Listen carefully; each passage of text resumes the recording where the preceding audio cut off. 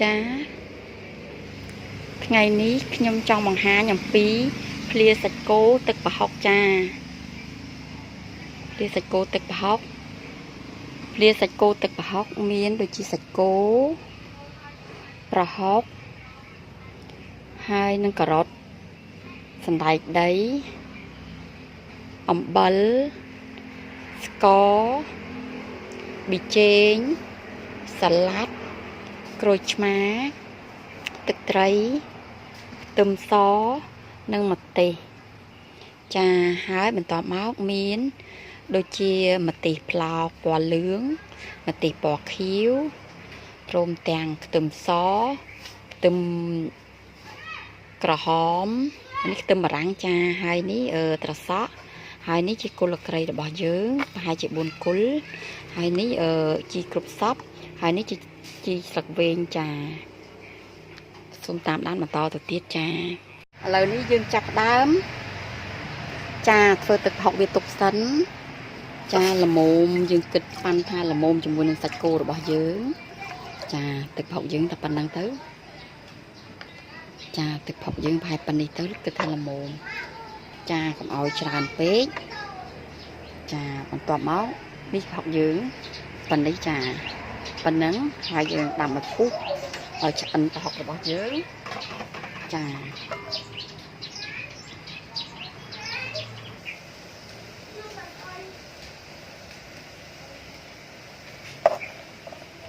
យើងធ្វើទឹកប្រហុកយើងចាផុយទៅ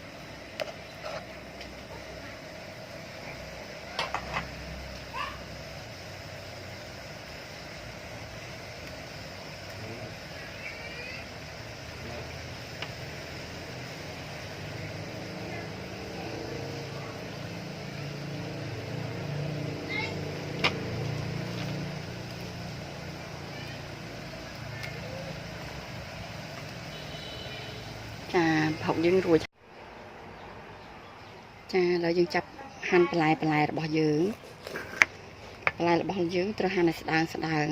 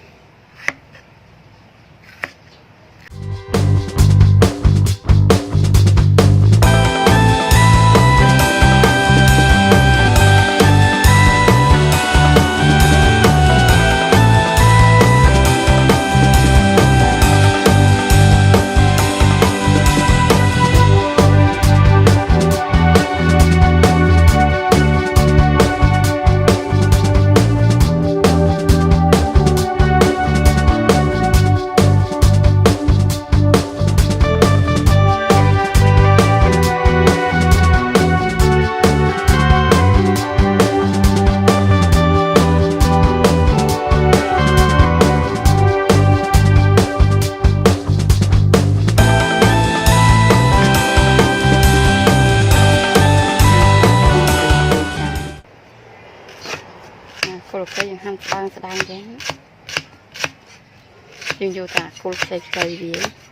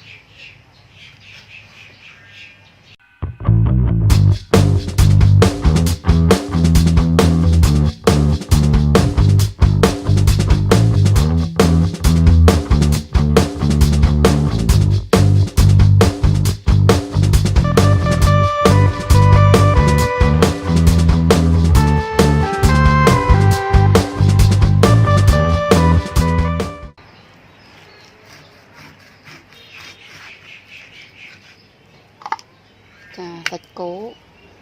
យើងត្រូវ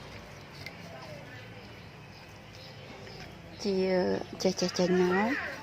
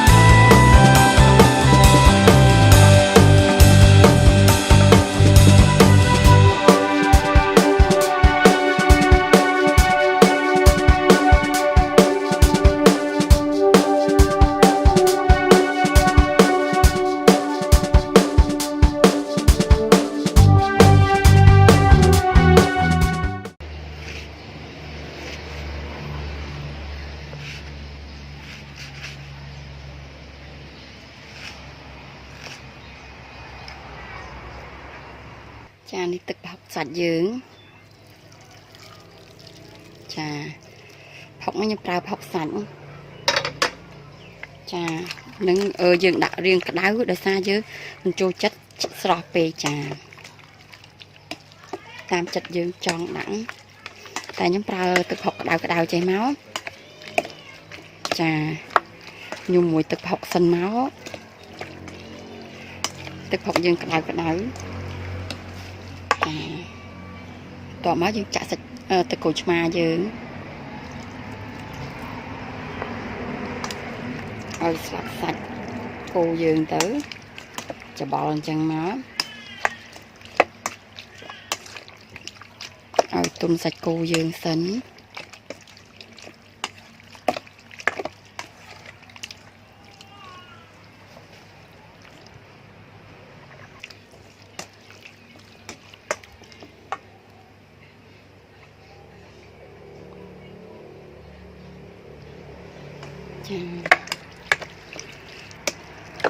ចាយើងមើលឲ្យពណ៌រៀងនេះបន្តិចមកចាំយើងចាប់ដើមដាក់គល់ក្រៃ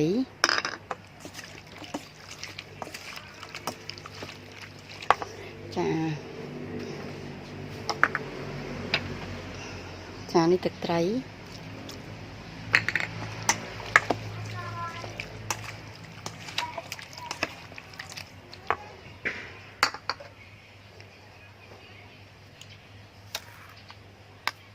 ចានេះប៊ីចេង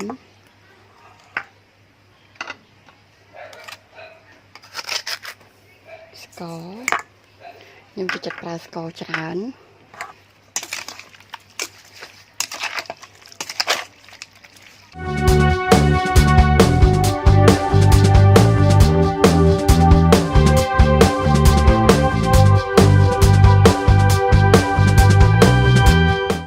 លក់សិនចាអាចលួចអំបិលបន្តិចចា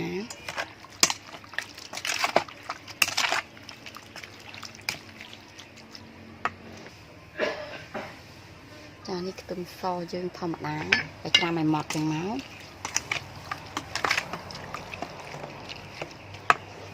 ក្រូចឆ្មាយើងភ្លក់មិញដូចស្ទើរជូរអត់ស្ទើរឆ្ងាញ់ប្រើក្រូចឆ្មាធំប្រហែលជា2ផ្លែ ទៅតាមចំណងចំណុចចិត្តយើងដែរ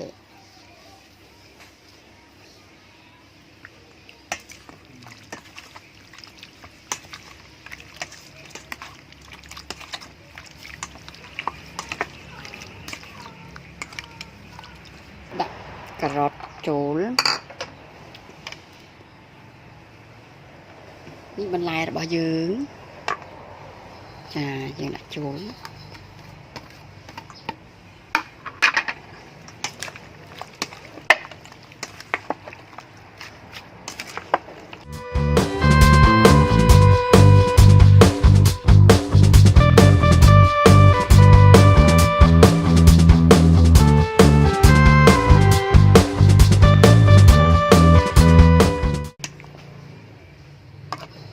ចា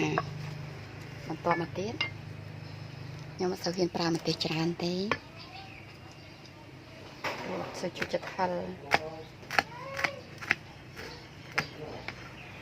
ត្រឹមតែ2គ្រាប់ទេ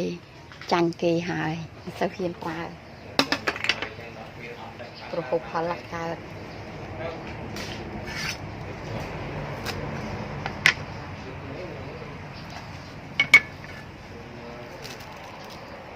ចាឥឡូវយើងចាប់ដើមដាក់ជីយើងចាជីយើងបេះដាក់ចូលគ្នាចឹងមកចានេះសណ្តែកដីយើងដាក់ទាំងអស់មក